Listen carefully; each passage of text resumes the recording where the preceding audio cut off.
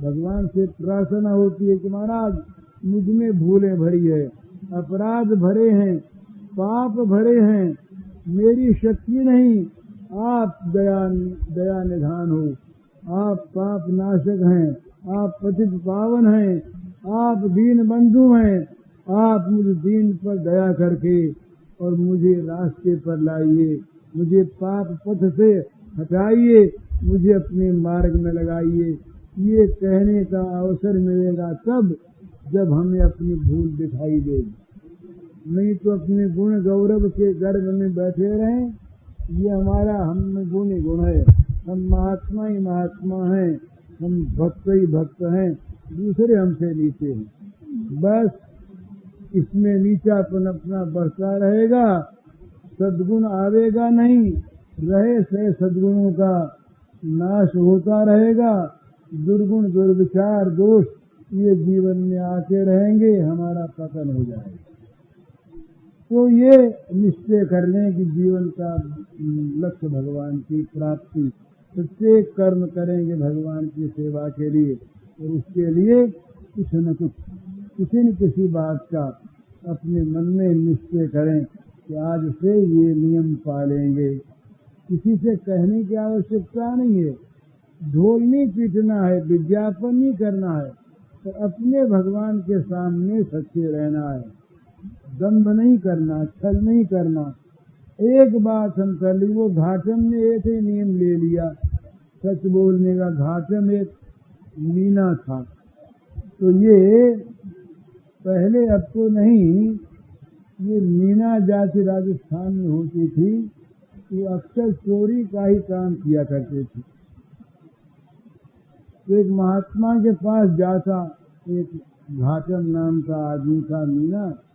तो महात्मा ने कहा चोरी छोड़ दो, बोले तो छूटती नहीं, और कोई आप काम बताओ तो करें। तो बोले अच्छा 2 नियम करो तुम, सच बोलना और जहाँ भगवान की आरती होती हो वहाँ आरती में खड़े रह जाओ।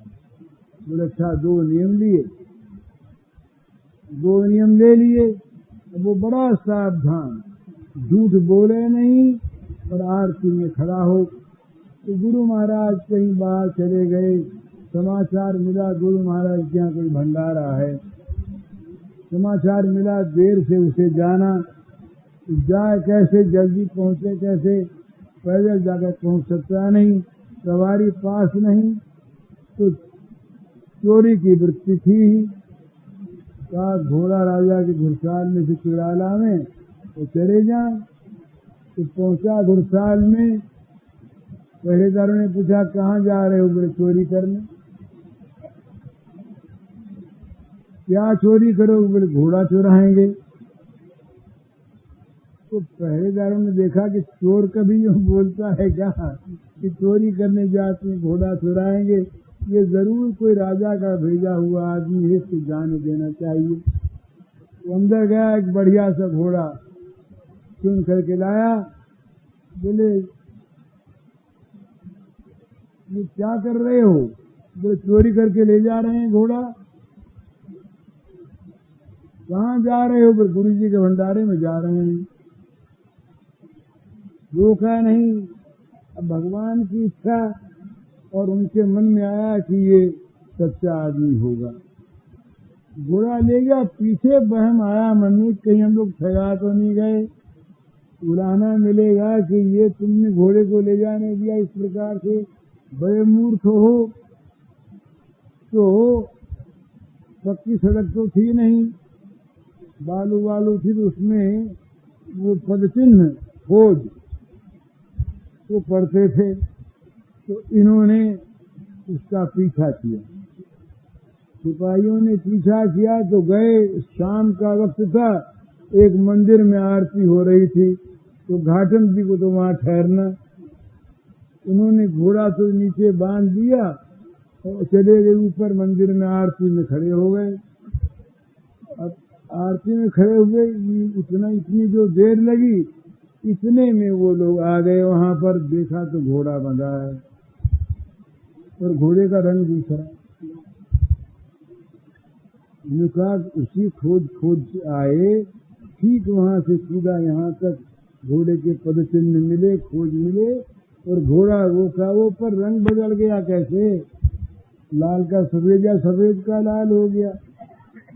ऊपर देखा तो घाटन जी खड़े। बोले यहाँ कैसे खड़े हो? बोले आरती में खड़े हैं। बोले तुम घोड़ा लाज बढ़ा लाए थे ना? बोले कहाँ घोड़ा? बोले नीचे बंधा है। नीचे आए, बोले यही घोड़ा बना, यही तो घोड़ा हम चुरा के जो लाए थे।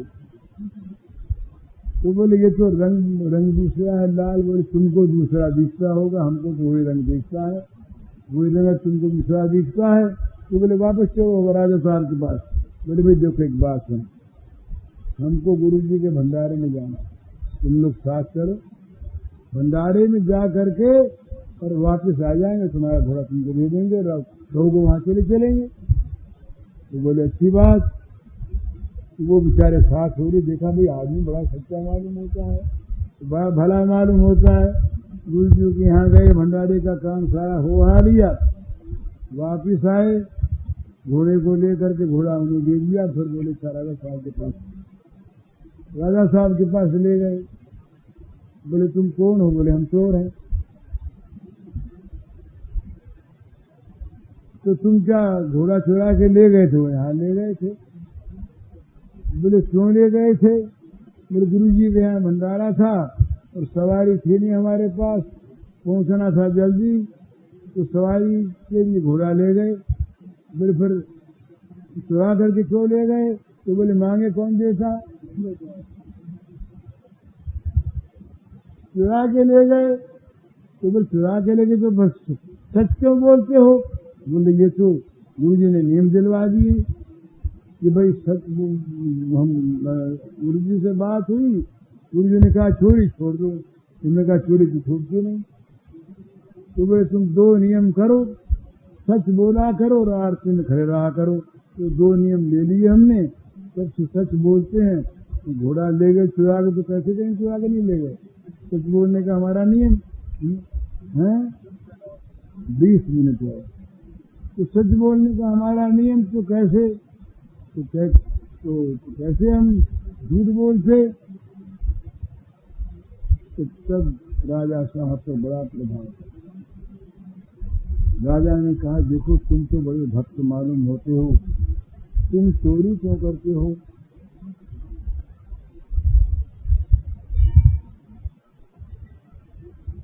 तुम चोरी क्यों करते हो? तो उन्होंने कहा कि अगर चोरी न करें तो दूसरा हमारे पेशा नहीं, हमें कोई नौकर रखता नहीं, कोई जमीन देता नहीं। ये बात होती है भला? जो चोर प्रसिद्ध हो जाते हैं वो बेचारे चोरी करने को इसीलिए बाध्य होते हैं आगे जा करके कि उन्हें काम नहीं मिलता। एक बार दागी हो गया तो दंड से अपराध बहुत घटते नहीं।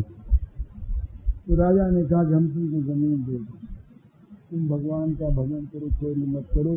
तो चोरी छूट गई तो भजन करने लगे। कोई न कोई नियम लेना चाहिए।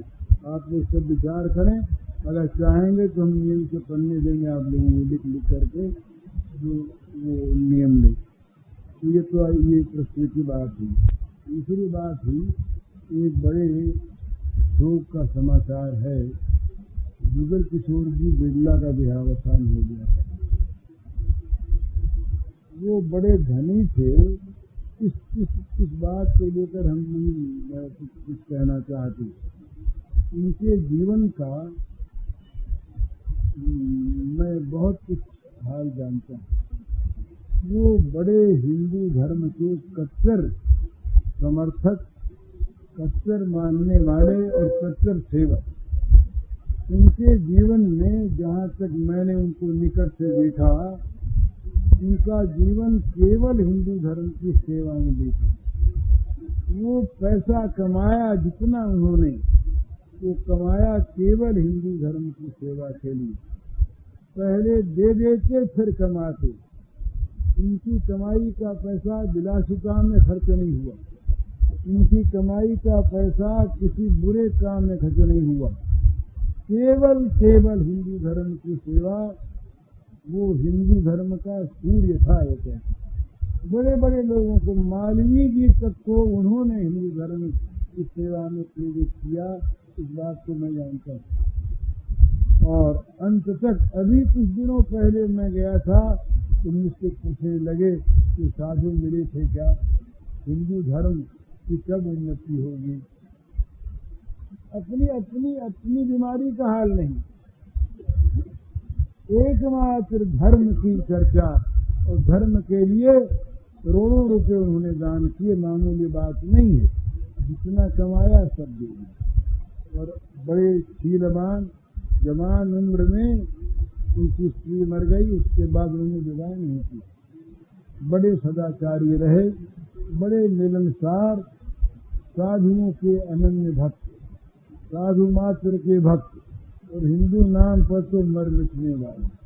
उनका हिंदू धर्म के लिए जो प्रयास हुआ है वो ऐतिहासिक प्रयास है, ऐतिहासिक प्रयास है, वो मामूली बात नहीं। तो उनके लिए शोक प्रकट तो क्या करें, शोक प्रकट तो इसलिए भले ही कि वो हमारे हिंदू धर्म के एक बड़े स्तंभ से वो टूट गए। और मेरे साथ जो व्यक्तिगत उनका संबंध था वो तो अत्यंत निकट का था, अत्यंत निकट का था। तो मेरे वो बड़े भाई थे, वो आप जाते रहे तो मुझे मन में संताप जरूर है, पर वो इतने ऊंचे थे, इतने ऊंचे थे कि उन पर भगवान की कृपा जरूर बरसी है, और उनका कोई सदगति में संदेह नहीं। लेकिन उनके जैसा कोई अब रहा नहीं। आज उनके जैसा अब कोई नहीं है। उनकी जो उनका, तो उनको हम स्मरण करने, मेरे याद आ गई बात कि मैंने कह दी कल रात सुनता, और ये समाचार आया कि भगवान के दिव्य विग्रह को देख रहे थे, अंतकाल तक भगवान का नाम ले रहे थे, तो अंतकाल तक उनको होती। इस अवस्था में उनकी मृत्यु हुई। कल रात को शायद 1 बजे लगभग। ये एक समाचार